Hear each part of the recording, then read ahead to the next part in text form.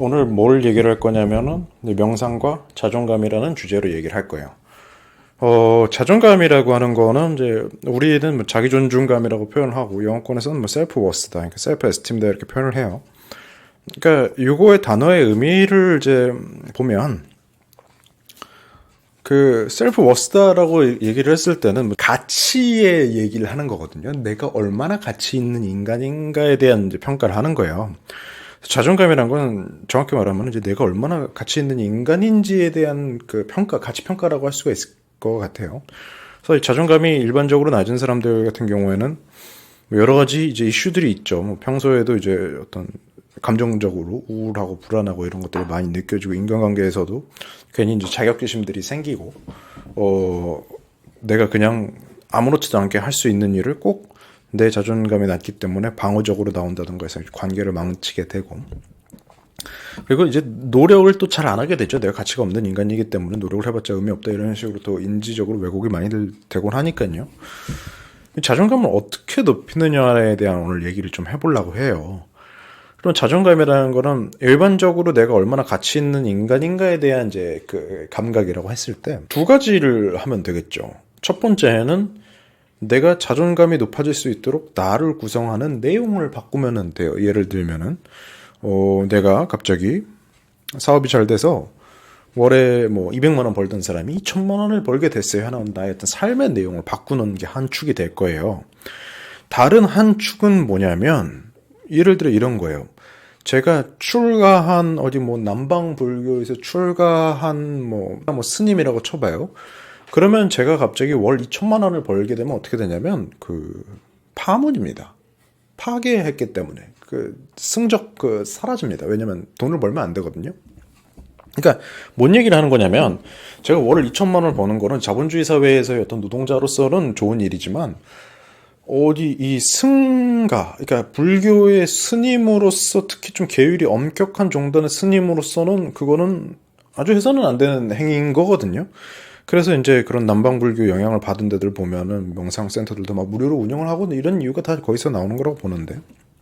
그러니까 이건 뭐냐면은 나라고 하는 사람이 무엇을 가지고 있느냐, 무엇을 하느냐의 내용을 보는 게 아니고 그거를 보고 있는 그 관점, 기준을 바꾸는 거가 또 자존감을 높이는 거에 하나의 이제 기준이 된다라는 거예요. 예를 들어서 뭐 젊은 이제 남성 어떤 무리에서는 이 사람의 게임의 그 온라인 게임의 랭킹이 어느 정도 되느냐가 굉장히 그 사회적 지위를 결정짓는 중요한 요소란 말이에요.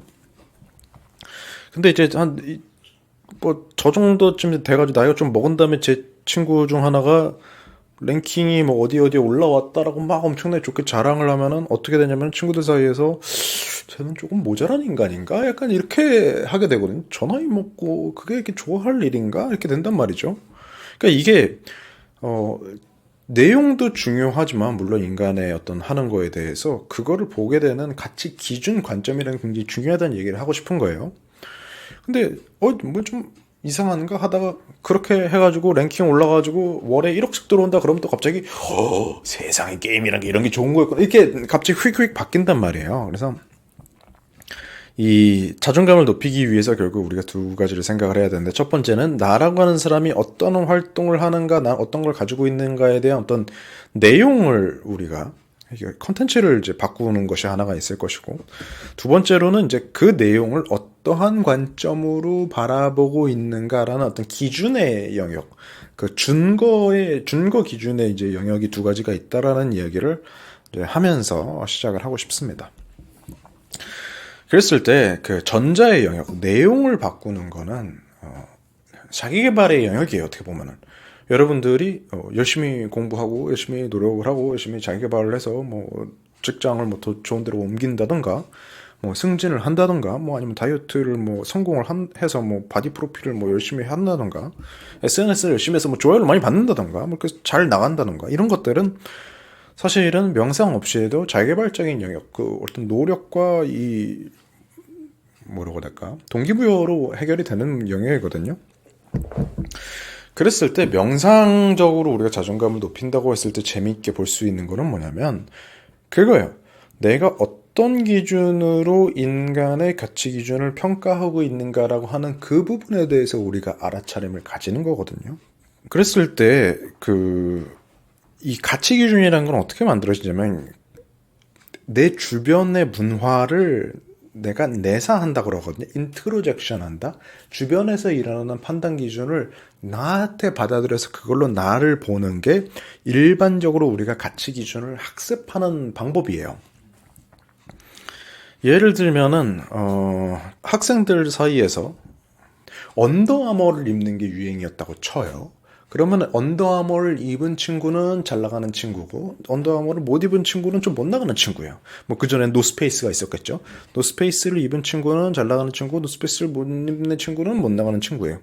그러니까 내가 노스페이스나 뭐 언더아머나 뭐 어떤 명품 뭐 패딩 브랜드의 몽클레어나 이런 거에 소유권이 있느냐 없느냐, 내가 그걸 가지고 있느냐 없느냐가 주변에서 나를 판단하는 기준이기도 하고 내가 나를 판단하는 기준이기도 하단 말이에요. 내가 얼마나 가치 있는 인간인지. 이게 이제 자존감을 만드는 그 뒤에 있는 가치 기준인 건데, 문제는 이 가치 기준이 나를 서브하는, 나를 돕는 거고 그게 나를 장기적으로 봤을 때 좋게 만들어주는 기준이면 상관이 없는데, 이게 예를 들어서 이 이야기를 지금 하고 있는 저나 듣고 있는 여기 계시는 분들이나 2명이 있다고 쳐봐요. 그러면 평균적으로 우리 둘 중 하나는 지능이 평균 이하거든요. 통계적으로. 그러니까 이게 아주 무서운 현실이죠. 저는 이제 국민 평균은 5등급 뭐 이런 말을 별로 좋아하지 않아요. 그게 조금 저는 무서운 느낌 덜하다고 생각해요. 그러니까 통계적으로 너랑 나랑 둘 중 하나는 5등급 이하예요. 그러니까 이게 사람들이 그냥 막 한다고 했을 때 그게 5등급에 수렴하는 기준이 가능성이 높다라는 거예요. 그러니까 5등급이 나쁘다는 게 아니고 그렇게까지 아주 좋은 기준은 아닐 가능성이 높다. 그러니까 이제 뭐 덕덕구스 몽클레어 패딩이 있느냐 없느냐로 자기 가치를 판단을 하는 거겠죠. 제가 생각할 때는 조금 그거는 유상한 기준인 것 같은데 어디에 도움이 되는지도 모르겠어요. 덕덕구스 몽클레어 회사 외에는. 덕덕구스 몽클레어 회사도 안 좋아한다고 해요. 그 어린애들이 그렇게 입으면. 그러니까 아무한테도 도움이 되지 않는 기준인 것 같은데 우리는 그걸 붙잡고 살아간단 말이에요. 그랬을 때 자동적으로 그걸 이제 받아들여서 우리는 그런 식으로 자존감을 만들어 가는데, 명상한 사람들은 이 알아차림을 수련하는 사람들이란 말이죠. 그래서 이거를 봐야 된다. 내가 뭐를 기준으로 사람을 판단하고 있고 뭐를 기준으로 나의 가치를 판단하고 있는가. 이 기준들이 일반적으로 장기적으로 나를 서브하는 기준들이 있고, 생각을 해봤을 때 좀 바보 같은, 좀 나를 망치는 기준들이 있거든요. 그래서 오늘은 그런 것들에 대한 이야기를 이제 차차 좀 이따가 또 해볼 거고, 일단은 자존감을 높이는 방법이라는 게 내가 뭐를 가지고 있느냐, 뭘 하고 있느냐, 나의 내용을 바꾸는 것과 그거를 어떤 식으로 바라보냐에 대한 가치 기준을 바꾸는 거에 이제 2가지가 있다라는 거를 예를 들어서 좀 설명을 했어요. 이제 문화마다 다르긴 하지만 조금 사람들의 의식 수준이 낮은 문화일수록 어떤 식이 되냐면, 그 사람이 어떤 사람이냐 보다는 그 사람이 뭐를 소유하고 있느냐에 조금 더 가치의 기준이 중심이 가고, 그 사람이 어떠한 과정으로 무언가를 하느냐, 어떠한 방식으로 무언가를 하느냐 보다는 어떤 결과를 냈느냐에 좀 더 방점이 맞춰지거든요. 그리고 조금 의식이 발달이 될수록 그 사람마다 이 가지고 있는 어떤 고유성이라는 게 있고 개성이라는 게 있다라는 거를 반영이 되게 되고, 조금 의식 수준이 떨어지면 굉장히 전체주의적이 됩니다. 이 문화가. 그러니까 딱 요거 하나 일률적으로 이걸 잘해야 돼라는 식으로. 그래서 좀 3가지 축을 얘기를 한 거죠. 그러니까 이 사람이 어떤 사람이냐보다는 이 사람이 뭘 가지고 있느냐로 갈수록 의식 수준이 좀 떨어지는 거고, 그 다음에 이 사람이 무언가를 어떻게 하느냐, 방식이 어떠냐, 과정이 어떠냐보다는 결과가 어땠느냐를 보는 거가 조금 더 의식 수준이 떨어질 때 많이 일어나고, 이 사람이 가지고 있는 어떤 고유한 개성은 뭐냐, 고유한 성질은 뭐냐라는 거를 이제 고유성과 다양성을 존중하기보다는 전체주의적으로 이게 최고다고 해서 모든 사람과 다 껴맞추려고 하는 게 이제 일어나는 일이다라는 이제 표현을 하고 싶은데, 그래서 자존감이 낮은 사람들을 보면 대부분 가치 기준이 내가 뭐를 가지고 있지 않고, 내가 어떤 성과를 내고 있지 못하고, 천편일률적인 기준에 맞춰서 나를 평가를 하는 경향성이 있습니다. 내가 어떤 사람이 되어가고 싶고, 그 다음에 내가 어떤 방식으로 무언가를 하고, 나의 고유성은 이거고, 나는 이런 사람이고, 다른 사람들과 다르기 때문에 나는 저 사람에 대해서는 이런 거를 적용할 수 있지만, 나한테는 이런 걸 적용해야 된다라는 식의 어떤 나 맞춤형의 가치 기준을 가진 사람 치고 자존감이 그렇게 낮은 사람 제가 본 적이 없어요. 왜냐면 그런 사람들은 자기에 대해서 생각을 해본 거고, 고민을 해본 거고, 인간의 가치란 무엇인가에 대해서 고민을 해본 사람들이거든요. 그러면 되게 자존감이 저절로 높아집니다. 한국 사회를 예를 들어보면, 일단은 우리 사회가 뭐 저 주변만 그런지는 모르겠는데 미디어나 이런 데서 SNS나 이런 데서 이렇게 제시되는 그런 이상적인 기준이 있어요. 뭐 예를 들어서 사람이 뭐 20대는 뭘 해야 되고 30대 초반에는 뭘 해야 되고 뭐 30대 중반에 어떻게 해야 되고 뭐 결혼을 해야 되는데 결혼 이런 사람이랑 해야 되고 결혼을 시작할 때는 뭐 이런 집에서 해야 되고 차는 뭘 가져야 되고 뭐 사람이 뭐 이렇게 해야 되고 직장은 이런 데를 다녀야 되고 뭐 이런 거 소유해야 되고 이런 것들이 있단 말이에요. 그랬을 때 그런 거를 못 가졌을 때 괜찮은 사람이 있고 그런 거를 못 가졌을 때 박탈감을 느끼는 사람들, 자존감이 떨어지는 사람이 있거든요. 그러니까 그걸 못 가졌다는 거 자체가 중요한 게 아니고 이제 이거는 이제 자기가 어떤 가치 기준을 내사를 했느냐의 문제라는 거예요.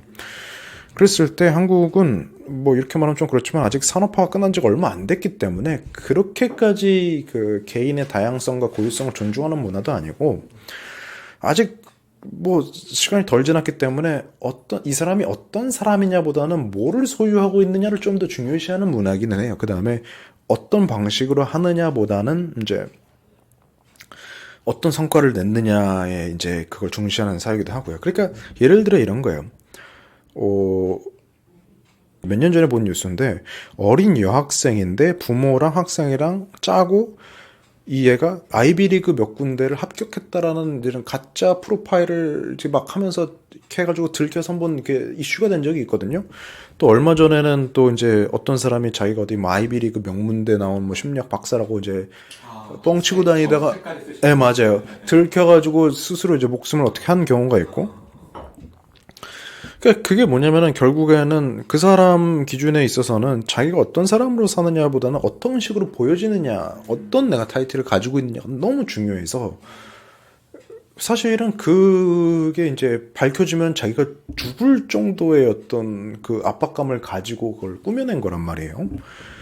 그랬을 때 그 사람의 어떤 이 자존감의 기준이라는 거는 뭐를 가지고 있느냐, 어디를 나왔느냐가 기준이 되는 것이고 그것이 박탈당했을 때는 죽을 만큼 그 가치 기준이라는 거는 이제 가혹했다라는 거거든요. 근데 사실 그런 모습이 저는 이제 우리 한국 사회에서 굉장히 드물게 보이는 거냐고 하면 저는 그렇지는 않다고 봐요. 굉장히 흔하게 보이는 거다. 그래서 이제 우리 한국에서 좀 잘하신 분들은 아시겠지만 이제 엄마 친구 아들, 아빠 친구 딸 뭐 이런 것들이 다 거기서 나오는 거지. 걔는 이거를 할 수 있고 이거를 가졌는데 너는 왜 그걸 못하냐? 너는 왜 이 어떤 사회 전반적인 인륜적인 기준에 있어서 걔보다 떨어지느냐라는 이제 계속해서 이제 학습을 이제 성장 과정에서 하게 된단 말이에요. 그래서 그거를 가지고 이제 인간 기준의 가치 기준을 이제 판단하게 되는 게 이제 어떤 우리가 내세하게 되는 일반적으로 문화다. 라는 이야기를 조금 하고 싶습니다. 그랬을 때 그럼 우리는 어떻게 되냐? 그냥 무의식적으로 내사를 해온 기준을 알아차리고 그거를 조금 더 나은 기준으로 바꿔가는 것이 자존감을 높이는 좋은 방법이다.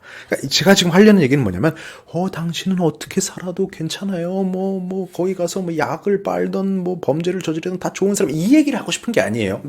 이거를 착각하시면 안 돼요. 근데 너무 결과중심적이고 너무 소유중심적이고 너무 이 천편일률적인 전체주의적인 기준을 가지고 인간을 채점하고 그걸 나한테 적용했을 때 그게 단기적으로는 모르겠고 장기적으로 이 사람이 발달하고 나아지는데도 도움이 안 된다는 얘기를 하고 싶은 거예요. 물론 이제 그런 기준에 쫙 잘 맞는 사람들이 있어요. 분명히 살다 보면은. 그런 사람들 입장에서는 그런 기준을 가지고 있는 게 굉장히 좋죠. 근데 대부분의 사람들은 거기서 이제 그게 아니란 말이에요. 거기서 떨어진단 말이에요. 그랬을 때 그 사람들이 그 기준을 버리지 못하고 계속해서 거기에 집착을 하고 있으면은 그러니까 이런 거랑 똑같은 거죠. 저 좋은 대학 가려고 막 한 10수 막 이렇게 하는 사람들을 봤거든요. 수능을 막 10번 본다고? 그러면은 저는 그게 엄청난 인생의 포텐셜의 낭비라고 생각을 한단 말이에요. 근데 그 사람 기준에서는 그 가치 기준이라는 게 내가 좋은 대학에 들어가지 못하면 살 가치가 없고 인간으로서의 가치가 없으니까 그거를 10년을 버리면서 하고 있는 건데, 문제는 이 사람을 보면 아마 일반적인 지능이 그렇게 높지 않을 거예요. 그러니까 그 공부 머리가 좋지 않을 거예요. 그 사람이 이제 그걸 하고 있는 게 저는 사회적으로도 낭비고 이 사람 인생으로서도 낭비라고 이제 보는 거죠. 그래서 결국엔 뭔 얘기를 하고 싶은 거냐면, 우리가 자존감의 기준을 만들기 위해서는 자존감의 기준이 단기적으로 자존감이 잠깐 내가 가지고 있는 거 상황에 의해서 높아졌다가 그게 안 따라줄 때는 자존감이 팍 떨어져서 나를 망치는 자존감의 기준을 가져가는 거는 지속 가능한 자존감이 아니라는 거예요. 그러니까 지속 가능하지도 않고 나한테 도움되는 자존감도 아니다. 그러니까 그런 자존감은 개나 줘라. 뭔 얘기를 하고 싶은 거냐면, 우리가 그거보다는 내가 지속 가능하게 자존감을 가져갈 수 있고 나에 대해서 가치를, 인간으로서 가치가 있다고 느낄 수 있고 그 기준이 장기적으로 나를 발달시키는데 도움이 되는 기준을 가지고 와서 지속 가능한 자존감을 만들어야만 한다가 지금 하려고 하는 얘기입니다. 현대 이제 그 심리학이나 심리 치료에서 인간의 어떤 성격이나 인격 발달을 논할 때 주로 쓰이는 연구가 이제 로버트 클로닌저라고 하는 사람의 연구거든요. 이게 뭐냐면은 요새는 좀 유명한데 TCI 검사라는 게 있어요. 그게 뭐냐면 이런 거, 인간이 기질, 템퍼멘트라고 하나요? 기질과 이 캐릭터, 성격이라는 게 분리되어 있다. 그래서 기질은 타고나는 거, 성격은 살면서 발달시켜야 되는 거다. 그래서 이거 두 가지를 따로 생각을 해야 된다. 그리고 기질에 따라서 어떤 사람은 성격장애 좀 취약하고 어떤 사람은 좀 안정적이고, 근데 어떻게 됐든 간에 성격이 발달이 안 되면 성격장애로 갈 확률이 높고 성격이 발달이 잘 되면 이제 좋은 사람이 될 가능성이 높다. 이런 식으로 거칠게 이제 정리를 할 수 있는 이론인데, 이런 식이에요. 제가 이제 이거 워크숍 들을 때 얘기인데, 그 깜빵 감옥에 보면은 사람 때리거나 있잖아요. 그 나쁜 짓 하고 협박하거나 이렇게 해서 강력범죄 저질러서 이제 갇히신 분들이 있단 말이에요. 그러면 이분은 이제 그거 전문가니까 이런 사람들을 이렇게 성격 기질 검사, 기질 성격 검사를 해보면 기질이 어떻게 나오냐면, 이게 자극을 추구하는 기질이 굉장히 높고 위험을 회피하는 게 낮고 타고나기를, 또 사회적으로 이렇게 다른 사람의 신호에 민감하지 못해되는 거예요. 그러니까 신경 안 쓰고 때리고 내가 원하는 걸 가져오는 거죠. 그래서 이 강력범죄자들이 이런 기질이 있구나라는 이 사람이 이런 인사이트가 있었는데, 이거를 이제 살다가 보니까 되게 이 한국에서 존경받는 사람들이 있는 데서 이 검사를 해보니까 강력범죄자들이랑 똑같은 이 기질의 프로파일을 가지고 있는 집단이 있었다는 거예요. 그게 어디냐면은 이 한국 제일 위험한 그 임무하는 특수부대 있잖아요. 거기서 검사를 해보니까 이 사람들도 자극 기질이 굉장히 높고 두려움을 느끼는 그 기질이 타고나기를 낮고, 그 다음에 어떤 그 사람에 대한 그 민감성이 낮대라는 거예요. 근데 뭐가 차이가 있냐면, 이 두 그룹이 기질은 아주 비슷한데 살아오면서 발달시켜온 이 사람들의 캐릭터, 인격, 성격이, 범죄자들은 나 자신에 대해서 효능감을 느끼지도 못하고 이 커뮤니티에 대한 신념도 없대라는 거예요. 그러니까 원래 타고나기를 이 사람들이 주는 신호에도 둔감하고, 이 커뮤니티, 이 어떤 그룹, 이 자기 주변 사람들에 대한 그런 존중이나 이런 거를, 또 이해나 이런 걸 학습도 못했다라는 거예요.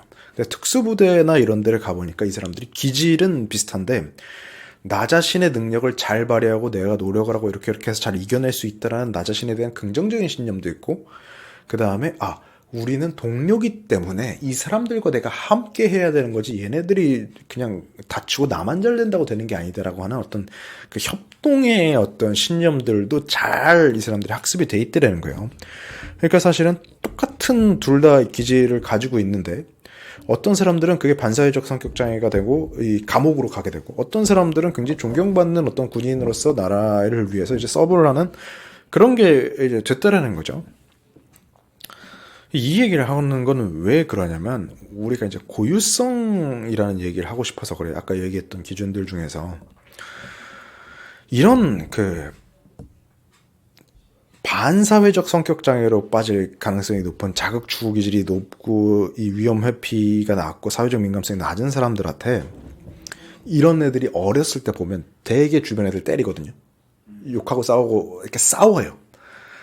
그러면 얘네들한테 너 그러면 안 되지. 그 주변 사람들이랑 착하게 잘 지내야지 하고 어릴 때부터 잘 지내오던 사람은 당연히 그게 맞는 건지 그렇게 교육을 한다고 쳐봐요. 그럼 얘네들이 이게 얘기를 듣냐? 안 듣습니다. 왜냐하면 타고나기를 사회적인 민감성이 높게 태어난 사람들은 옆에 있는 사람이 불편해하면 저 사람 왜 불편해하지? 내가 뭐 어떻게 좀 해줘야 되지 않을까? 돌봐주고 싶은 마음이 있고 사회적 민감성이 낮은 사람은 뭐 어쩌라고 뭐 이 느낌인 거예요. 뭐 내가 때려서 네가 뭐 어쩌라고 이렇게 되는 거예요. 그러니까 그게 완전히 그 두 사람의 뇌가 이 받아들이는 이 세계가 다르거든요. 그러니까 이런 애들한테 안 되지. 네가 그렇게 하니까 얘가 아파하잖아. 느껴지지 않니? 그건 참 안 된 일이겠지. 너도 그러면 안 되겠지. 우리 사이좋게 지내야지. 그래봤자 얘네들이 뇌가 못 받아들인다는 거예요. 특히 어렸을 때는. 그러니까 어떤 기준이 있어야 되냐면 이런 거예요. 그러니까 뭐가 먹히냐면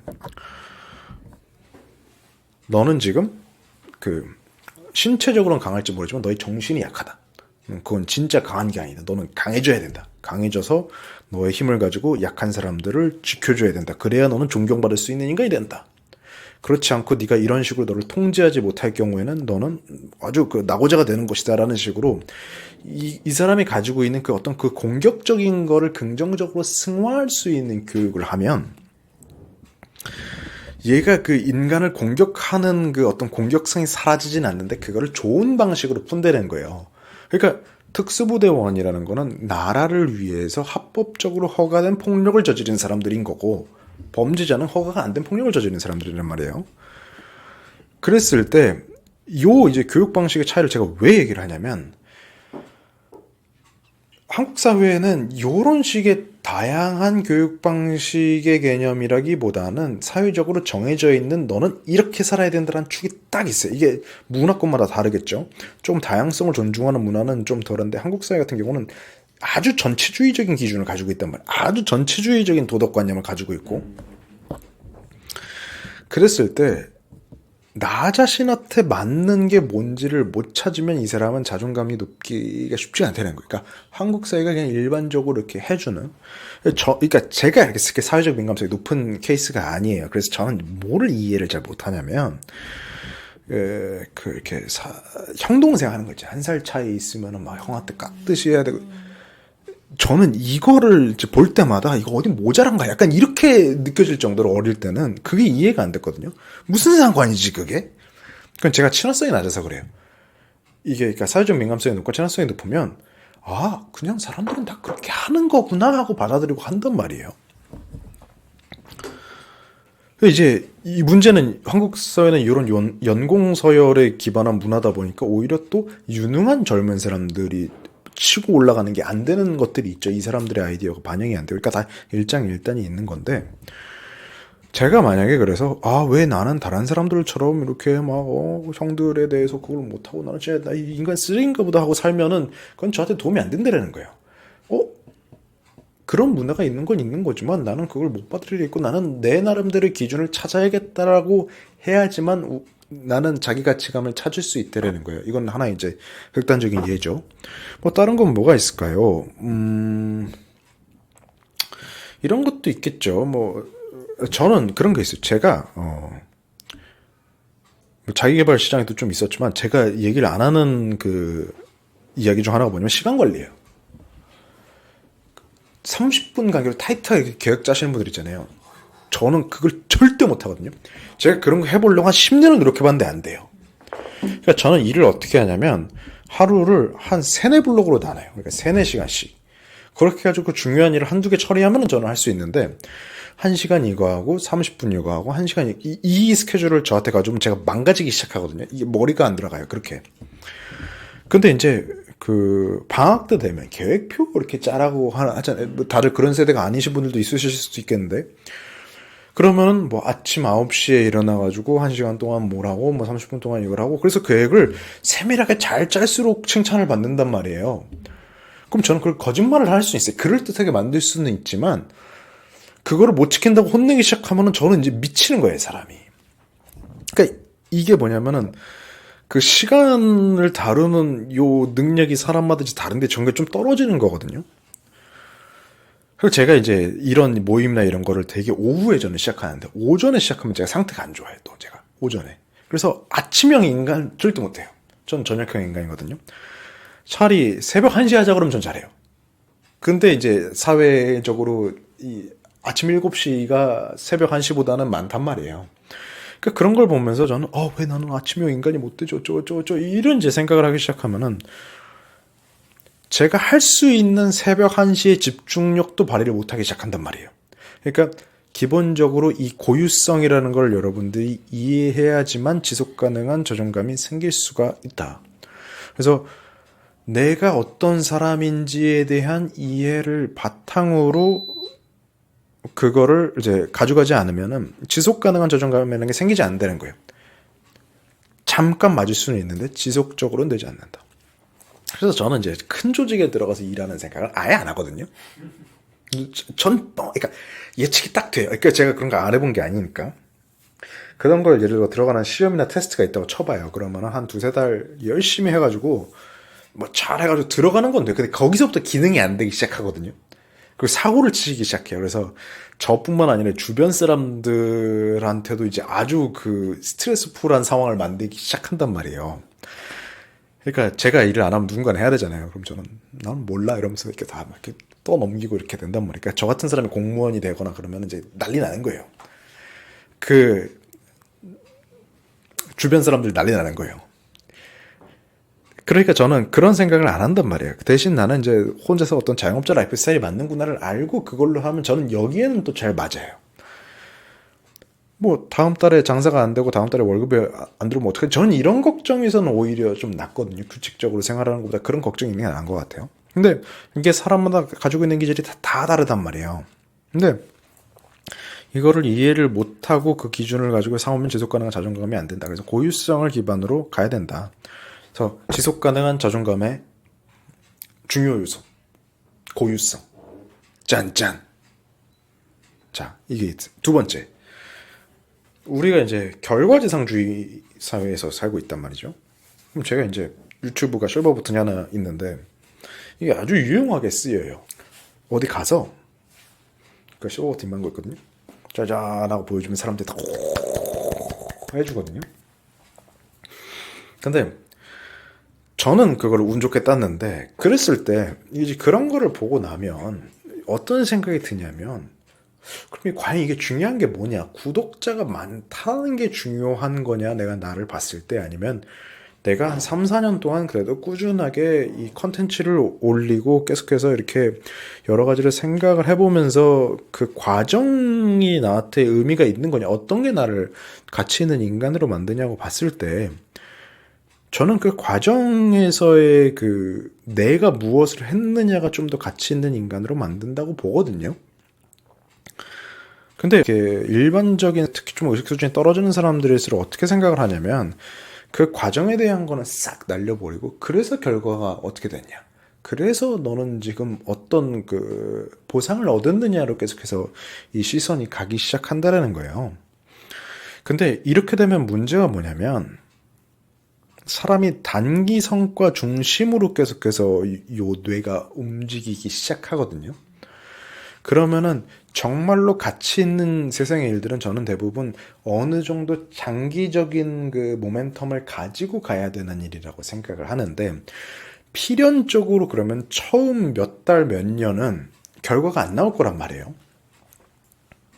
결과가 나오는 거는 진짜 운 좋게 처음에 얻어 걸린 애들만 나오는 거고, 그랬을 때 결과만을 추앙하는 내가 그거를 가지고 있게 되면 어떤 일이 되냐면 결과가 이미 나온 사람과 결과가 안 나온 나를 비교를 하게 되고 이 장기적인 과정이 필요한 일에서 초창기 이 처음 이 결과가 나올 수가 없는 그 부분에서 그걸 보면서 자존감이 떨어지고 나에 대해서 안 좋은 느낌을 가지게 되고 이 프로세스 자체에 대해서 굉장히 안 좋은 감정을 가지게 된다는 거예요.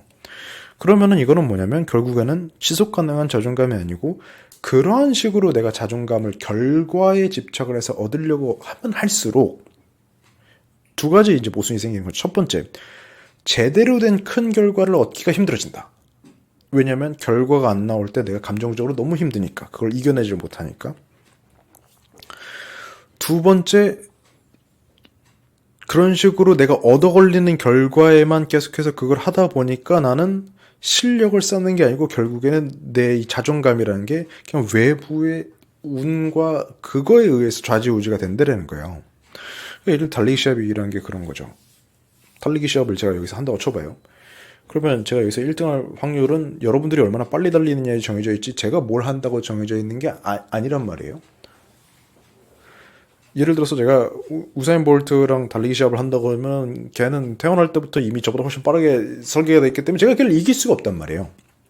근데 사람들은 결국에는 내가 달리기 시합에서 몇 등을 했나로 계속해서 나를 본다라는 거예요. 근데 그게 장기적으로 나 도움되는 게 아니고 지속 가능한 자존감을 주지도 못한다. 그래서 어떻게 이걸 바꿔야 되냐면 내가 이 달리기 시합을 어떤 식으로 접근을 했느냐, 내가 달리기 시합에 대해서 어떤 식으로 이거를 하고 있느냐로 나의 가치 판단의 기준을 바꿔야지만 두 가지 일이 일어나는 거죠. 1번 장기적인 게임을 해서 확률적으로 더 나은 결과를 만들 수가 있다. 2번 자존감이라고 하는 게 내가 어떻게 사냐의 범위 안에 들어오기 때문에 지속 가능해진다.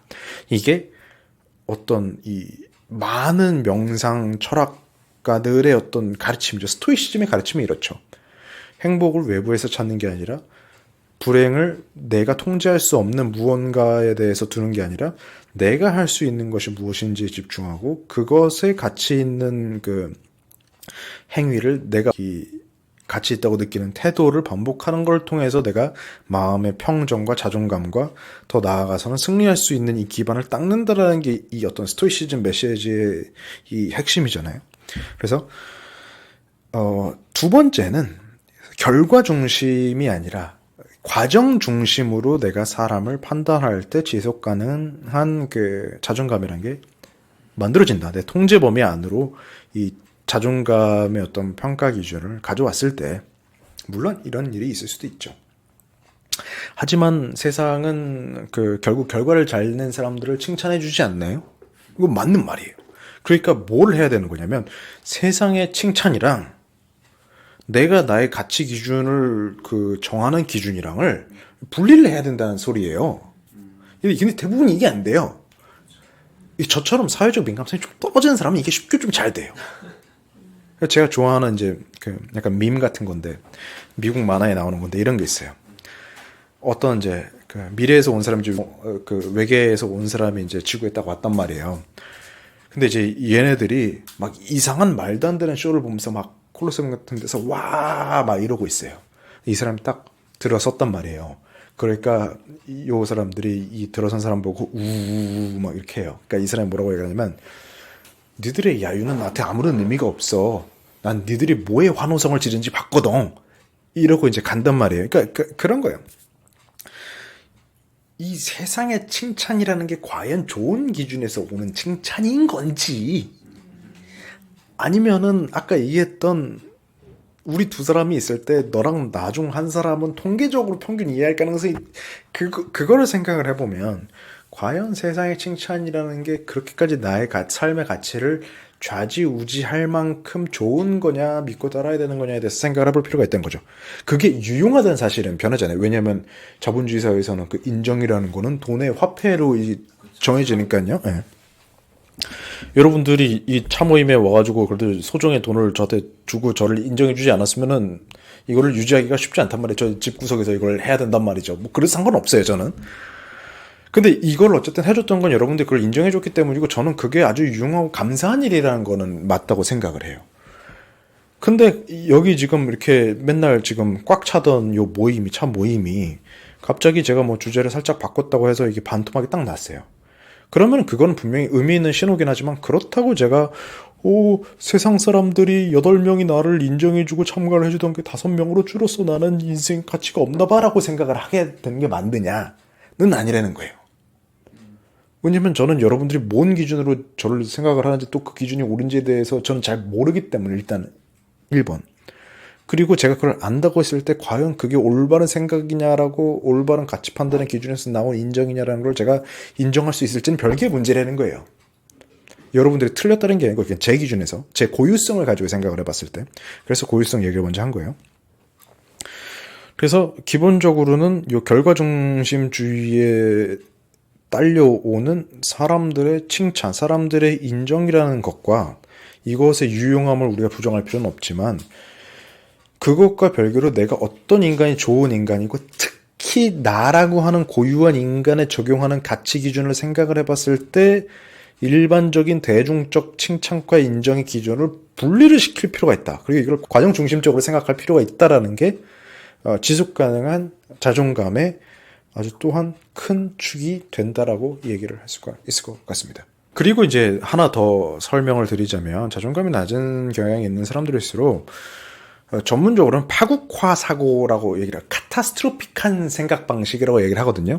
이게 뭐냐면 이게 잘못되면 다 끝날 거야 라는, 그러니까 그 초점이 굉장히 짧아져 있는 거죠. 굉장히 단기적인 걸로 보는 거예요.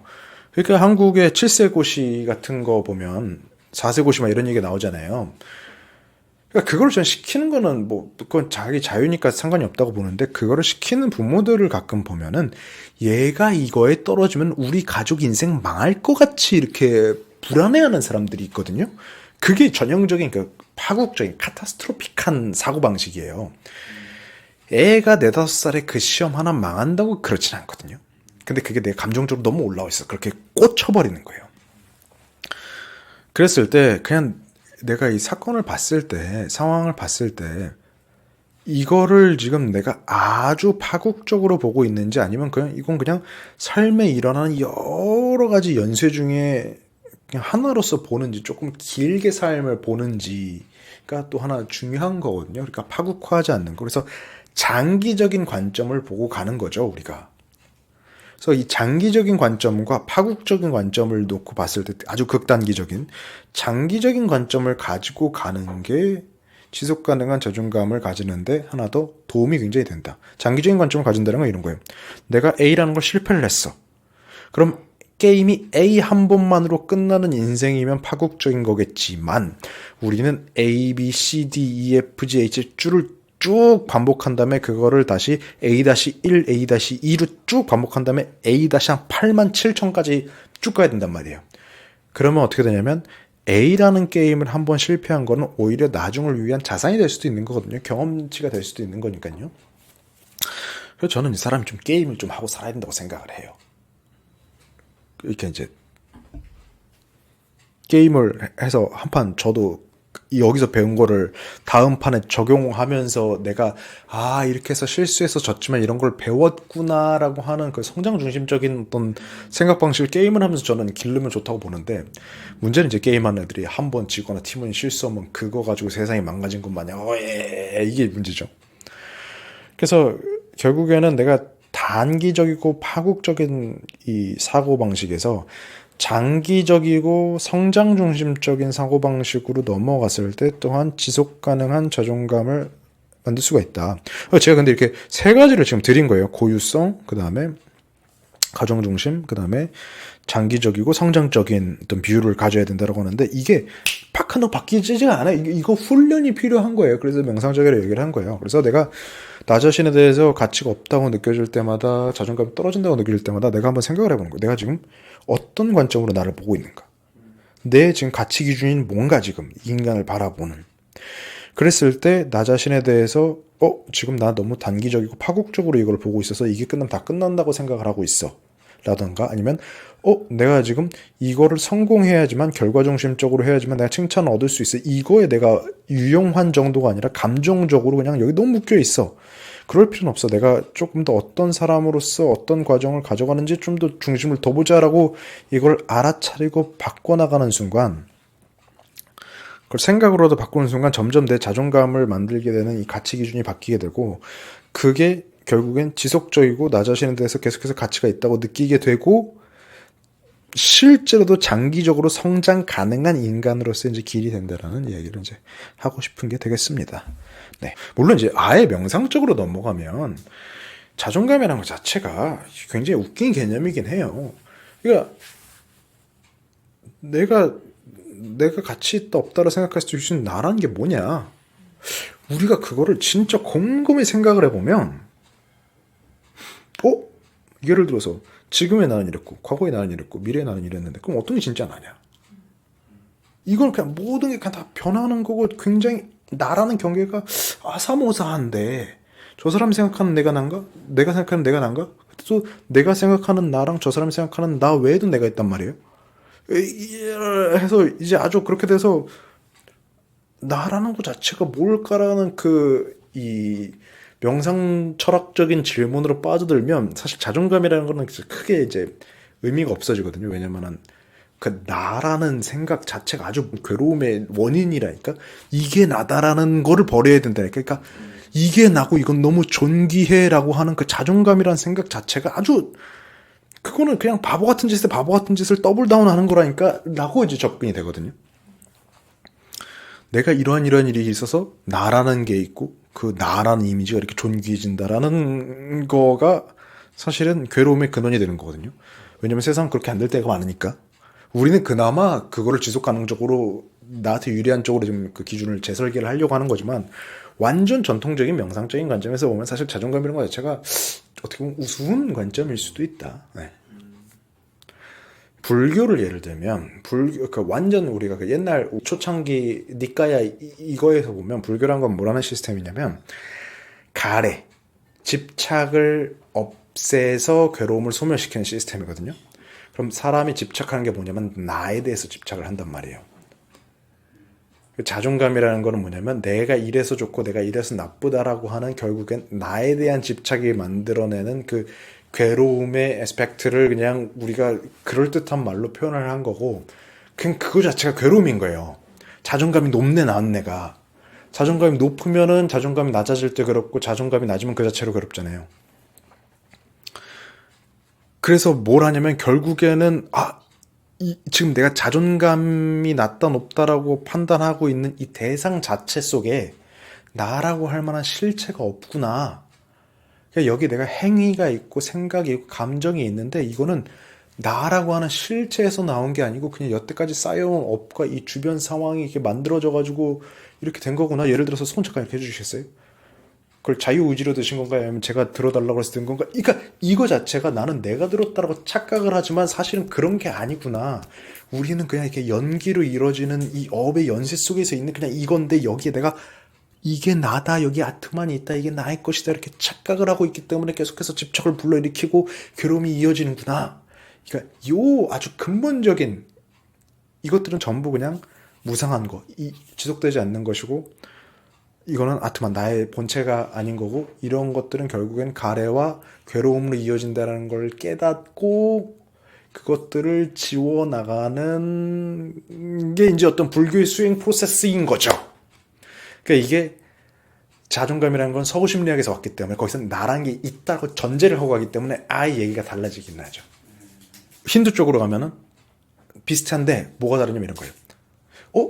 그런 거 모두 다 무상하긴 하지만 어쨌든 그런 게 무상하다는 걸 알아차리고 있는 아주 순수한 알아차림 있지 않냐? 그게 참나야. 그게 진짜 너야. 근데 그 순수한 알아차림에는 좋고 나쁨이 없어요. 그러니까 좋다라는 것도 생각, 나쁘다라는 것도 생각, 내가 귀하다라는 것도 생각, 내가 못나다라는 것도 생각, 이런 건 전부 네가 아니야. 그거를 알아차리고 있는 그 순수한 알아차림이야말로 진짜 너야. 여긴 귀하고 말고가 없어. 그저 그냥 순수한 알아차림인 거야. 그러니까 그거를 깨닫는 순간 모든 괴로움으로부터, 모든 가치 판단으로부터 자유로워진다는 거예요. 이게 이제 힌두식 방법. 이게 불교식이랑 힌두식은 조금 달라요. 힌두식에서도 뭐 여러 가지가 다른 종류가 있겠지만 일단 주류는 이에요. 그러니까 아예 전통 명상적으로 가게 되면은 자존감을 높이네 마네 이딴 소리를 안 하는 거예요. 그런 건 다 가짜 넌데 자존감 높여가지고 왜 계속 너는 이게 나라고 하는 상에 집착을 해서 없어도 될 괴로움을 계속 불러일으키고 있냐 임마. 그게 다 착각이고 어리석음이라니까. 그걸 다 내려놓으라니까. 그냥 알아차리라니까. 이게 다 헛된 그거라는 거를로 접근을 하는 거예요. 이게 이제 절대적으로 옳다는 얘기를 하는 게 아니에요. 그러니까 이런 접근이 있다라는 거지. 네. 저는 이제 전통적인 명상가 아니기 때문에 이런 식으로 접근하라고는 얘기를 하지 않습니다. 다만 굉장히 유효한 접근이 있기 때문에 그것들을 저는 가져와서 여러분들이랑 같이 이렇게 나누는 것 뿐이죠. 네, 그렇습니다. 또 질문에 다른 거 궁금한 거 있으신 분 계십니까?